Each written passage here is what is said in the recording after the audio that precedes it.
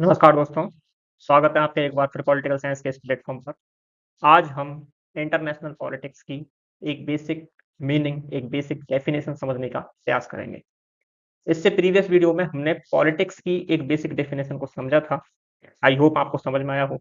जिन्होंने वह वीडियो अभी तक नहीं देखी है, वह उस वीडियो को देख सकते हैं। अभी तक इस चैनल को आपने अगर सब्सक्राइब नहीं किया है, तो फिर सब्सक्राइब कर लें, बेल आइकन को प्रेस कर लें और जितने भी आपके फ्रेंड्स हैं जो पॉलिटिकल साइंस में इंटरेस्ट रखते हैं, उनके साथ शेयर कर दें। आज हम इंटरनेशनल पॉलिटिक्स की मीनिंग को, इसके महत्व को, कौन-कौन से इम्पोर्टेंट तत्व इंटरनेशनल पॉलिटिक्स में होते हैं, क्यों हमें अंतर्राष्ट्रीय पॉलिटिक्स की आवश्यकता है, अंतर्राष्ट्रीय पॉलिटिक्स राष्ट्रीय पॉलिटिक्स से किस प्रकार से डिफरेंस है, इसमें क्या डिफरेंस दोनों में है, उसको जानने का प्रयास करेंगे। तो सबसे पहले तो हम ये समझ लेते हैं कि अंतर्राष्ट्रीय जो पॉलिटिक्स है, जो जिसे हम अंतर्राष्ट्रीय राजनीति के नाम से भी जानते हैं, इसकी आवश्यकता आखिर पड़ी क्यों? आपके सामने एक वर्ल्ड मैप दिखाई दे रहा है। अब ये जो वर्ल्ड मैप है, इसमें आप देखेंगे कि ये तो ओशियन्स हैं और ये जो लैंड हैं, जैसे कि कनाडा है यहाँ पर यूएसए है, ये नीचे ब्राज़ील है और भी लैटिन अमेरिकन देश हैं। ये अपना पूरा अफ्रीकन महाद्वीप है। यहाँ से ये एशिया महाद्वीप, ये यहाँ से यूरोप है और ये ऑस्ट्रेलिया है। तो पूरा वर्ल्ड इस प्रकार से डिवाइडेड है। अब होता क्या है? देखिए, डिस्प्यूट कहाँ पर इन राष्ट्रों के मध्य में होते हैं। ये जो इतने सारी कंट्रीज बनी हुई हैं 1945 के बाद लगभग 195 कंट्रीज में पूरा जो वर्ल्ड है यह डिवाइडेड हो गया। अगर आप 1945 से पहले की स्थिति को देखेंगे, पूरी अंतरराष्ट्रीय राजनीति यूरोप केंद्रित रहा करती थी। इसमें यूरोप का सबसे ज्यादा बड़ा रोल जो था वह यूरोप का। यूनाइटेड जो अमेरिका है, यूनाइटेड स्टेट ऑफ अमेरिका, यह ज्यादा अंतरराष्ट्रीय राजनीति में सक्रिय हुआ सेकंड वर्ल्ड वॉर के बाद में। उससे पहले काफी कुछ यूरोप केंद्रित था। और सेकंड वर्ल्ड वॉर के बाद सबसे बड़ा अंतरराष्ट्रीय राजनीति में जो परिवर्तन आया, वह यह आया कि बहुत सारी अफ्रीकन कंट्रीज जो कि यूरोपीय देशों के एक उसमें थी, आधिपत्य में थी, और बहुत सारी एशियन कंट्रीज जिन पर यूके ने, ब्रिटेन ने बहुत सारी कंट्रीज को कॉलोनी बना रखा था, ये सभी कंट्री आजाद हुई। तो जब ये कंट्री आजाद ही हुई, इन्होंने संप्रभुता को प्राप्त किया, तो फिर इन्होंने भी अपनी जो भागीदारी है वह अंतरराष्ट्रीय राजनीति में करना प्रारंभ किया। इससे क्या होता है? इससे बहुत सारे समूहों का निर्माण होता है। इससे पहली जो वीडियो थी, जो हमने पॉलिटिक्स को समझा था, वहाँ मैंने कहा कि जो राजनीति है, वह समूहों के बीच में एक समझौते की कला है। तो समझौते की कला, समझौते की आवश्यकता क्यों पड़ी? क्योंकि समूहों के बीच में कॉन्फ्लिक्ट्स थे। कॉन्फ्लिक्ट्स क्यों थे? क्योंकि समूहों के डिफरेंट जो इंटरेस्ट थे, वह डिफरेंट-डिफरेंट थे, अलग-अलग इंटरेस्ट थे, तो आपस में वह इंटरेस्ट क्या थे? टकराते थे। तो उनमें डिस्प्यूट पैदा होते थे और उन डिस्प्यूट्स को सुलझाने के लिए हमें राजनीति की आवश्यकता पड़ती थी। सेम फॉर्मूले को अगर हम कहाँ पे अप्लाई करें? अगर हम अप्लाई करते हैं पूरे वर्ल्ड पर, जब हम अंतर्राष्ट्रीय राजनीति में इसको अप्लाई करेंगे, तो हम देखेंगे कि वही समूह, उसी जैसे समूह हमें राष्ट्रीय स्तर पर देखने को मिलते हैं। जैसे राष्ट्रीय स्तर पर अगर देखेंगे, किसानों के समूह, वकीलों के समूह, व्यवसायियों के समूह, मज़दूरों के समूह और अलग-अलग स्कूल लेक्चरर्स के समूह, कॉलेज लेक्चरर्स के समूह और भी जितने भी और समूह हैं, सबके अलग-अलग समूह हमको देखने को मिलते हैं। अगर इन्हें अंतर्राष्ट्रीय स्तर पर हम ले जाते हैं, तो वहाँ हमें ये समूह राष्ट्रों के रूप में मिलेंगे। जैसे कि चाइना एक अलग समूह, रसिया एक अलग समूह, यहाँ पर कनाडा अलग समूह, यूएसए अलग समूह, ब्राज़ील अलग समूह और छोटी-छोटी जो कंट्रीज़ हैं और भी, वह भी अपनी अलग-अलग एक पहचान रखते हैं। ये हमारा इंडिया, चाइना, ऑस्ट्रेलिया, इंडोनेशिया, यहाँ पर एशियन टाइगर्स, ये पूरा इलाका एशियन टाइगर्स का है। तो यह अपनी एक स्वतंत्र पहचान रखते हैं, एक संप्रभु राष्ट्र रखते हैं और अलग एक अपना अस्तित्व रखने के कारण इनकी जो सेल्फ इंटरेस्ट है, उनमें भी डिफरेंस पाया जाता है। अब इनके सेल्फ इंटरेस्ट में डिफरेंस क्यों पाया जाता है? देखिए, सेल्फ इंटरेस्ट में डिफरेंस पाने का सबसे बड़ा जो रीज़न है, वह इनकी भौगोलिक जो कंडीशन होती हैं, जो इनकी जियोग्राफिकल जो इनकी एक लोकेशन होती है, वह सबसे ज़्यादा रोल अदा करती है। कैसे? कि मान लीजिए यहाँ पर ये रसिया है और रसिया की ये जो लैंड है, इसमें जो संसाधन हैं, जिन संसाधनों की यहाँ प्रचुरता है, ज़रूरी नहीं है उन्हीं संसाधनों की जो प्रचुरता है, वह अफ्रीका में भी हो। हो सकता है रसिया में किसी एक मटेरियल की बहुत ज़्यादा अधिकता है और उस मटेरियल की अफ्रीका में कमी है, ठीक है? और हो सकता है अफ्रीका में जिस मटेरियल की बहुत ज़्यादा अधिकता है उसकी रसिया में कमी है। मटेरियल का मतलब होता है संसाधन। संसाधन क्या होते हैं? संसाधन वह होते हैं जो जिन चीजों की हमें आवश्यकता होती है अपने विकास करने के लिए, जिनकी बेसिक एक नीड हमारी होती है एक ह्यूमन को आगे बढ़ने के लिए, अपनी जीवन को सरल बनाने के लिए, अपने जीवन को सरल बनाने के लिए। तो ये जो पूरी विवाद की जड़ है, मुख्यतः मुख्यतः जो जड़ है वह संसाधन ही होते हैं। मुख्यतः इस विवाद की, इन डिस्प्यूट्स की जड़ में अगर कोई चीज होती है तो मेनली 5% 10% नहीं कह सकता, लेकिन 90% तो संसाधन होते हैं और संसाधनों की लड़ाई होती है। इसलिए कोई भी जो दूसरी कंट्री है, अगर 1945 से पहले की चीजों को देखें तो कोई कंट्री किसी कंट्री को कॉलोनी बनाती थी तो क्यों बनाती थी?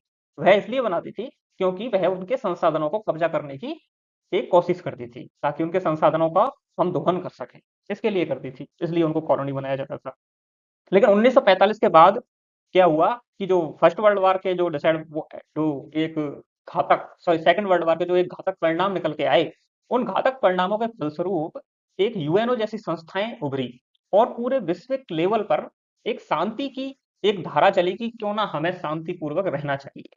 और उसी धारा में यूके को और भी जो भी कंट्रीज थी उनको, जिन भी देशों को उन्होंने अपनी कॉलोनी बना रखा था, उन्हें आजाद करना पड़ा, उन्हें एक स्वतंत्र दर्जा एक देना पड़ा देश का। तो यहाँ पर होता क्या है कि देशों ने इनको स्वतंत्र तो कर दिया, लेकिन अब ये जो छोटे-छोटे देश हैं, ये जो बाउंड्रीज लगी हुई हैं, जैसे यहाँ पर अल्जीरिया है, लीबिया है, इजिप्ट है, इनकी जो बाउंड्रीज हैं, इनमें भी डिस्प्यूट होते हैं। इन पे डिस्प्यूट इसलिए होते हैं क्योंकि कोई देश कोशिश करता है कि उसका जो आकार है, वह ज़्यादा से ज़्यादा बड़ा हो। क्योंकि जितना ज़्यादा आकार उसका बड़ा होगा, उतनी ही जो संसाधन है उसके पास ज़्यादा होंगे। मान लीजिए रसिया के पास इतना एरिया है, तो इसके पास ऑब्वियसली संसाधन ज़्यादा होंगे। चाइना के पास इतने एरिया है, तो इसके पास ऑब्वियसली ज़्यादा होंगे संसाधन। इसलिए क्योंकि जितना ज़्यादा लैंड को यह एक्वायर करेंगे, उतने ही संसाधनों पर किसी भी राष्ट्र का कब्जा होगा। क्योंकि हर देश की अपनी बाउंड्री में संसाधन दोहन करने की एक लिमिट होती है कि हर जो कंट्री है, वह जैसे चाइना है, वह सिर्फ इस बाउंड्री के आस-पास के जो इलाका है, वहीं तक क्या कर सकती है, संसाधनों को दोहन कर लेती है। इसलिए मान लीजिए अगर चाइना कज़ाकिस्तान को अपने में मिला ले, मान लीजिए, तो उस कज़ाकिस्तान के ये जो एरिया है, इसमें मिलने वाले संसाधन भी किसको मिल जाएँगे? चाइना को मिल जाएँगे। इन्हीं संसाधनों की होड़ में एक कंट्री दूसरे कंट्री की सीमा में क्या करने लगी रहती है? हस्तक्षेप करने लगी रहती है। अगर इसे लोकल उसमें समझने की कोशिश करें, तो आप सभी किसान फैमिली से बिलॉन्ग करते हैं आई होप, और सभी के पास खेत होंगे। तो खेतों में क्या होता है? जो खेतों की जो बाउंड्री होती है, जहाँ तक आपका खेत होता है और जस्ट साइड में दूसरे का खेत होता है, दूसरे व्यक्ति का खेत होता है, तो वहाँ पर से डिस्प्यूट होते हैं और डिस्प्यूट होते हैं, तो वहाँ पर भी तो एक बाउंड्री के डिस्प्यूट्स होते हैं।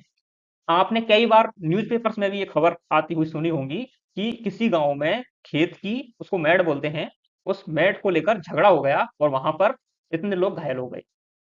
तो बेसिकली वही चीज़ें यहाँ पे भी लागू होती हैं। अगर वह तो एक लोकल एरिया के लेवल पर था चीज़ें, यहाँ पर भी जब हम उसे अंतर्राष्ट्रीय लेवल पे लेके आएँगे, तो यहाँ भी इसी तरह की जो चीज़ें होती हुई दिखाई देती हैं और यही कारण है कि हर देश का अपने पड़ोसी देश के साथ डिस्प्यूट होता है। तो क्या सिर्फ केवल डिस्प्यूट बाउंड्री को लेकर होता है? यूएसए का क्या डिस्प्यूट है चाइना के साथ, जबकि इनकी तो कोई बाउंड्री भी नहीं लगती। मैक्सिमम केसों में बाउंड्री को लेकर डिस्प्यूट होते हैं, लेकिन इसके अलावा आर्थिक, जैसे कि यूएसए और चाइना का तो मुख्य मुद्दा एक आर्थिक हेजेमनी है, क्योंकि यूएसए जानता है कि चाइना कहीं न कहीं आर्थिक क्षेत्र में यूएसए की जो हेजेमनी है, उसके लिए खतरा है। ठीक है? तो इसलिए इनकी आर्थिक झगड़े झगड़े हैं। झगड़े सांस्कृतिक भी हो सकते हैं, झगड़े आर्थिक भी हो सकते हैं और झगड़े भौगोलिक भी हो सकते हैं। ठीक है? तो ये कुछ विवाद हैं और विवाद पूरे मैक्सिमम ऑफ विवाद संसाधनों को लेकर हैं, अपने सेल्फ इंटरेस्ट को लेकर हैं, अपने निजी हितों को लेकर हैं। हर जो कंट्री है वह चाहता है कि मैक्सिमम ऑफ संसाधन जितने भी इस वर्ल्ड में हैं, वह मेरी कंट्री को मिल जाएँ। ठीक है? अब बात ये आती है कि इसमें राजनीति का क्या रोल है? राजनीति का रोल ये है, आगे हम स्लाइड्स में इसको और जानेंगे। मेन जो मुद्दा है वह तो मैंने यहाँ पर ये बता दिया कि पूरी कंट्रीज जो वर्ल्ड में है वह किस प्रकार से डिवाइडेड हैं और इनके बीच में ये डिस्प्यूट्स होते किस प्रकार से हैं। चलिए आगे चलते हैं और अंतर्राष्ट्रीय राजनीति की परिभाषा को समझने का क्या करते हैं, प्रयास करते हैं। देखिए, अंतरराष्ट्रीय राजनीति की परिभाषा सिंपल सी है। इसमें कोई ऐसा दिमाग लगाने की जरूरत नहीं है, कोई भी किसी भी किताबी लैंग्वेज में पढ़ने की आवश्यकता नहीं है। चीजों को जितना ज्यादा लोकल लैंग्वेज में समझने का प्रयास किया जा सके उतना करना चाहिए, क्योंकि क्लिष्ट भाषा यूज करके आप नॉलेज ज्यादा हासिल नहीं कर सकते। हमें अपनी लोकल लैंग्वेज में ही चीजों को लाने का प्रयास करना चाहिए जो हम अपने डेली यूज में करते हैं। उससे क्या होता है कि हमारा माइंड उन नॉलेज को बहुत अच्छे से गेन करना सीख जाता है, क्योंकि वह एक बिहेवियर सा लगता है उसे कि हाँ, ये जो लैंग्वेज है मैं डेली सुनता हूँ, तो वो बिल्कुल एक कंफर्टेबल फील करता है और माइंड बहुत अच्छे से उसको कैच करता है। ठीक है, तो अंतरराष्ट्रीय राजनीति की परिभाषा क्या है? यह राष्ट्रों के बीच संबंधों, विवादों और सहयोग का अध्ययन करता है। सीधी सी बात है, इसमें इतना कोई जोर नहीं लगाना है। सीधी सी बात है। दो कंट्री है, मान लीजिए इंडिया है और चाइना है।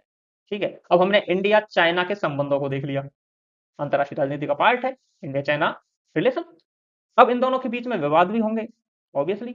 इंडिया चाइना विवादों को देख लिया। ठीक है, अब इन दोनों के बीच में सहयोग भी होंगे।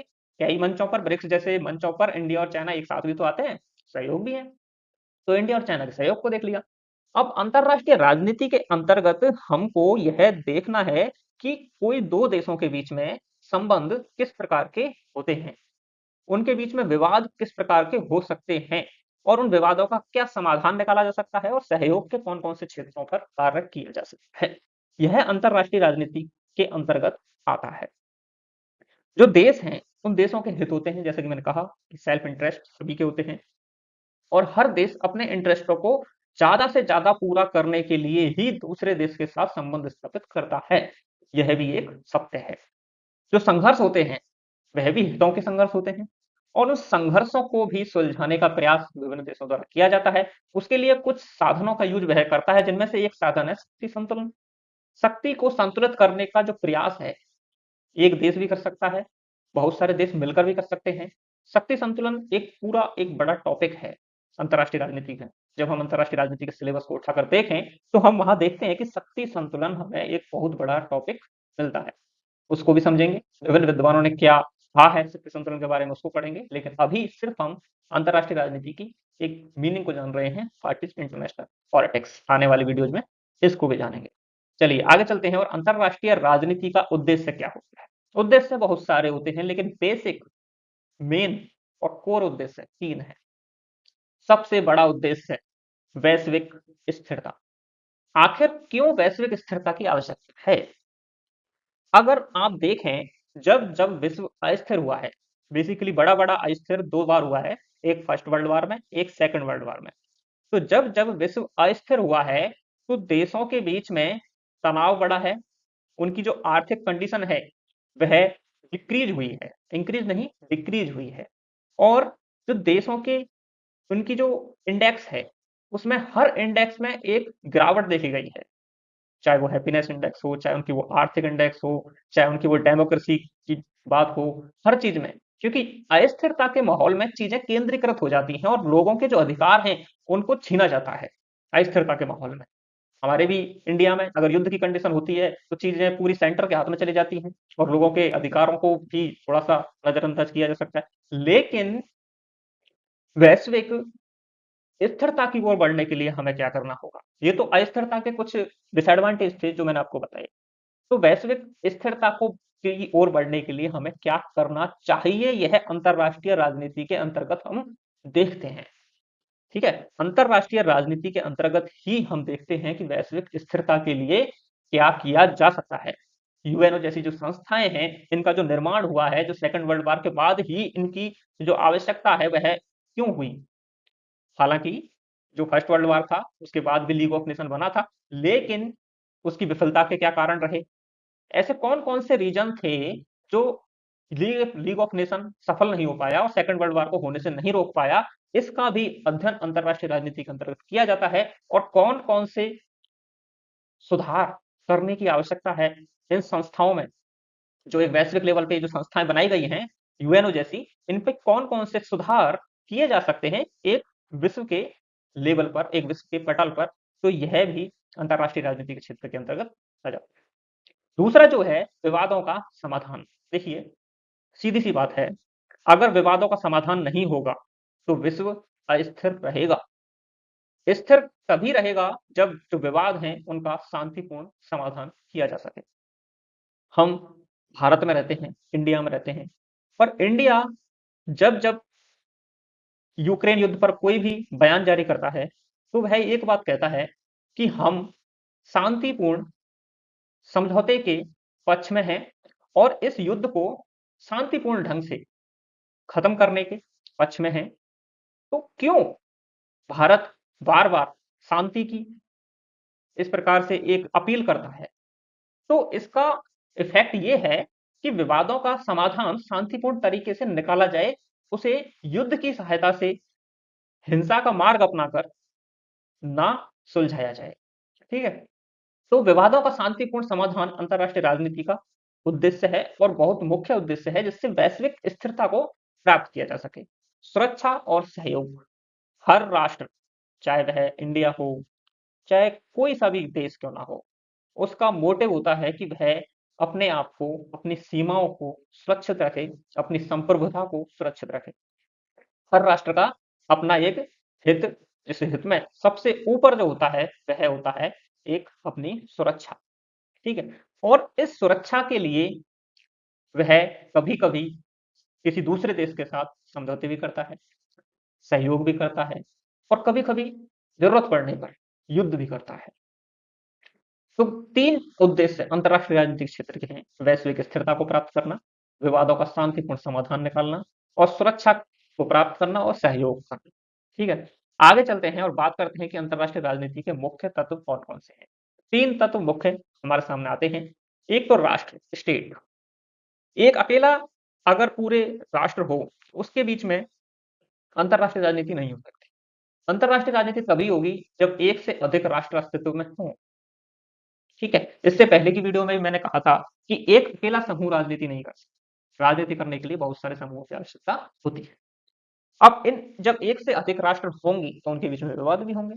ठीक है? तो कॉन्फ्लिक्ट अंतर्राष्ट्रीय राजनीति का दूसरा मुख्य तत्व है। विभिन्न राष्ट्रों के बीच में हितों का टकराव जो संघर्ष का कारण बनता है। तीसरा जो अंतर्राष्ट्रीय राजनीति का मुख्य तत्व है, वह है बैलेंस ऑफ पावर, शक्ति संतुलन। क्योंकि जब तक शक्ति संतुलन नहीं होगा, तब तक विवाद नहीं रुकेंगे। विवाद रुके हुए होते हैं शक्ति संतुलन के माध्यम से। अब शक्ति संतुलन कितने टाइप के होते हैं, किस-किस प्रकार से हो सकते हैं, वह हम जब बैलेंस ऑफ पावर को पढ़ेंगे, तो उससे डिटेल में देखेंगे। लेकिन एक बात यहाँ याद रख सकते हैं कि शक्ति संतुलन के अंतर्गत किसी भी देश को अत्यधिक प्रभावी होने से रोका जाता है। चलिए आगे चलते हैं और बात करते हैं विवाद और सहयोग के महत्व की। देखिए विवाद क्या होता है? ये जो विवाद है, ये जो कॉन्फ्लिक्ट है, यह राजनीति की जड़ है। इससे पहले वीडियो में मैंने कहा था कि जो राजनीति है, उस राजनीति की जड़ में विवाद होते हैं और इन विवादों का समाधान निकालने के लिए ही राजनीति आती है और यही विवाद अंतर्राष्ट्रीय स्तर पे भी होते हैं और इसका केंद्रीय तत्व विवाद है क्योंकि राष्ट्र अपने हितों के लिए संघर्ष करते हैं, संघर्ष विवाद को जन्म देते हैं। जब बात आती है कोऑपरेशन की, तो कोऑपरेशन बहुत ज़रूरी है, बिना सहयोग के आप एक वैश्विक स्थिरता को प्राप्त नहीं कर पाएँगे और जब तक वैश्विक स्थिरता को आप प्राप्त नहीं करेंगे, तब तक एक शांतिपूर्ण विश्व की कल्पना करना असंभव है। सहयोग विवादों को कम करने के लिए और वैश्विक स्थिरता में सहायक होता है, इसलिए यह महत्वपूर्ण तत्व के अंतर्गत आ जाता है। अब बात कर लेते हैं, विवादों का आखिर कारण क्या है? इससे पहले मैंने जो आपको मैप दिखाया, ठीक है? उस मैप में मैंने आपको लगभग बता दिया था कि विवादों के मुख्य-मुख्य कारण क्या होते हैं, जो बॉर्डर डिस्प्यूट्स होते हैं, चाहे उनकी और फिर उसके अलावा आर्थिक, सांस्कृतिक और राजनीतिक भी कारण हो सकते हैं। तो मैक्सिमम जो है वो बॉर्डर डिस्प्यूट ही होते हैं। तो विवादों का कारण होता है राष्ट्र के हितों में टकराव, सीमाओं, संसाधन और राजनीतिक मतभेदों को लेकर विवाद और आर्थिक और सैन्य शक्ति का संतुलन। तो इस प्रकार से अंतर्राष्ट्रीय क्षेत्र में यह कुछ विवाद होते हैं जिनके विवाद से विभिन्न राष्ट्र एक दूसरे के साथ संघर्ष में उलझ जाते हैं और संघर्ष में उलझकर वह अपनी आर्थिक स्थिति का पतन करते हैं और अपना जो एक तरह से विकास उन्होंने जितना भी किया होता है उससे ज़्यादा वह अपना नुकसान कर लेते हैं। चलिए सहयोग के क्या लाभ हैं? देखिए सहयोग के तो लाभ ही लाभ हैं। कोऑपरेशन के लाभ बताने की मेरे हिसाब से आपको ज़रूरत नहीं है कि कोऑपरेशन करने से जो आपके व्यक्तिगत स्तर पर आप चाहे इसको ले लीजिए, चाहे आप इसे राष्ट्रीय स्तर पर ले लीजिए, चाहे आप इसे अंतर्राष्ट्रीय स्तर पर ले लीजिए, कोऑपरेशन बहुत बड़ा शब्द है, सहयोग। व्यक्ति एक सामाजिक प्राणी है और सामाजिक प्राणी वह कोऑपरेशन से ही बना है। आप हमें कोऑपरेट कीजिए, हम आपको कोऑपरेट करेंगे। कोऑपरेशन से ही यह दुनिया चल रही है। अंतरराष्ट्रीय स्थिरता प्राप्त होती है कॉपरेशन से। सहयोग से ही स्थिरता और शांति बनी रहती है। विकास में सहायक है। सहयोग से राष्ट्र एक दूसरे की आर्थिक, सामाजिक और सांस्कृतिक जो प्रगति है, उसमें मदद करते हैं। पूरा जो वर्ल्ड है इंटरडिपेंडेंस बनता है, एक दूसरे से संबंधित हो जाता है, एक दूसरे से जुड़ जाता है। आने वाले समय में हम देखेंगे कि किस प्रकार से जो हमारी कोहेन और नाये हैं, बताते हैं कि किस प्रकार से वर्ल्ड जो पूरा है एक दूसरे से आज की कंडीशन में, प्रेजेंट कंडीशन में किस प्रकार से जुड़ गया है। और यह यह जो जुड़ाव है, यह काफी हद तक इन युद्धों को, संघर्षों को रोकने का काम भी करता है। चलिए आगे चलते हैं और निष्कर्ष पे पहुंचते हैं। देखिए, आपने ये जो पूरी परिभाषा आप देखी, जितनी भी देखी अंतर्राष्ट्रीय राजनीति के, तो उसमें सार निकल के क्या आता है? सार निकल के एक ही चीज आती है, अलग-अलग राष्ट्र हैं, उन राष्ट्रों के अपने अलग-अलग हित हैं, सभी को अपने हितों को मैक्सिमाइज करना है। तो क्यों ना ज़्यादा से ज़्यादा संसाधन हमारे पास हों और उन संसाधनों को लेकर हम अपने जो हित हैं, निजी हित हैं, उनको ज़्यादा से ज़्यादा पूरा कर सकें। बस ये है। अब संसाधन एक जगह तो सारे के सारे हैं नहीं, संसाधन बिखरे हुए हैं पूरे विश्व में। तो हर देश कोशिश करता है कि मैं रसिया के संसाधनों को ले लूँ, चाइना के संसाधनों को ले लूँ, अमेरिका के संसाधनों को ले लूँ, ठीक है? रसिया कोशिश करता है कि मैं यहाँ से भी ले लूँ, मैं वहाँ से भी ले लूँ, मैं वहाँ से भी ले लूँ। बस इसी होड़ में एक देश दूसरे देश से विवाद में उलझ जाते हैं। हमेशा कोशिश करते हैं अपने बॉर्डर्स को मैक्सिमाइज़ करने की, ताकि ज़्यादा से ज़्यादा एक जो लैंड है, वह उनके उसमें क्षेत्र में आए और ज़्यादा से ज़्यादा संसाधन उनके क्षेत्र में आए। बस पूरी लड़ाई इन्हीं चीज़ों की है। तो अंतर्राष्ट्रीय राजनीति का मुख्य उद्देश्य विभिन्न राष्ट्रों के हितों के बीच संतुलन बनाए रखना और विवादों को हल करना है। यह एक निष्कर्ष निकलता है। शक्ति संतुलन और सहयोग के माध्यम से अंतर्राष्ट्रीय स्तर पर शांति और स्थिरता को प्राप्त करना संभव है। ठीक है? तो शक्ति संतुलन एक एक साधन का कार्य करता है, जिससे हम जो अंतर्राष्ट्रीय राजनीति के स्तर पर शांति और स्थिरता प्राप्त करना, जो कि एक साध्य कहा जा सकता है, उसे हम प्राप्त कर सकते हैं। तो कैसा लगा आपको अंतर्राष्ट्रीय राजनीति के क्षेत्र का ये जो हमने एक वर्णन किया है, एक ये जो छोटा-सा वर्णन करने का प्रयास किया है, इसे कमेंट बॉक्स में ज़रूर बताएँ। और अगर आपको ये वीडियो अच्छा लगा है, तो इसे लाइक करें, सब्सक्राइब करें और फ्रेंड्स के साथ शेयर करें। Thanks for watching. ये मेरा टेलीग्राम चैनल है, आप इसे जॉइन कर सकते हैं।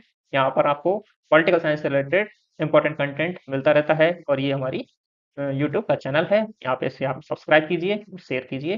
तो नेक्स्ट वीडियो में मिलते हैं और अंतर्राष्ट्रीय राजनीति के इस सफर को अब हम शुरू करेंगे। तो नेक्स्ट वीडियो अंतर्राष्ट्रीय का जो राजनीति है उसका एक टॉपिक लेंगे। Thank you.